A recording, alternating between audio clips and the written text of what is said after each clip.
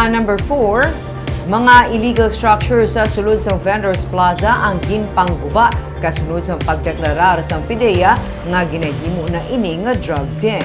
May report si Romeo Subaldo. Nakakas na ang mga ayub-hayub kag mga habol sa sini nga mga tapangko sa sulod sang Vendors Plaza sa Bacolod.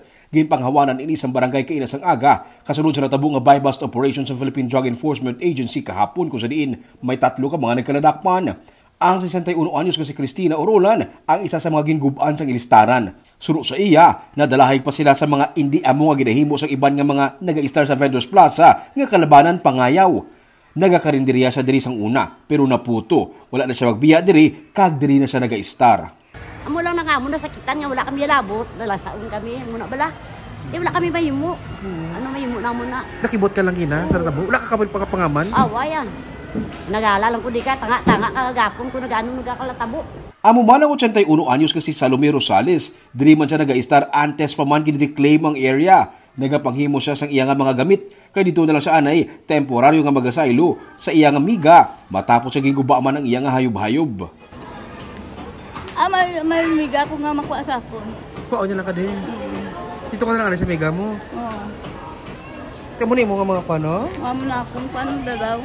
Sunod sa kay punong barangay Eli Alcantara Jr. sa barangay 12 para hindi na magsigi pa ang ilegal nga mga helikopter sa Vendors Plaza, ginpangguba nila ang mga hayop-hayop sa likod nga porsyon sang merkado. Pati na ang katupad sa ginasiling sang PIDEA nga drug den. Panay sa kwan ginkabig sang PIDEA as drug den. Agin tawag siya as drug den? Yes, so ang susunod sa Vendors Plaza? Sa Vendors Plaza. So bilang kapitan na kwanta nga ipaga-demolish na lang kay hindi man na balay kita mo. Do tapangko na nga gin obra nila balay-balay, obra nila ayo-bayo.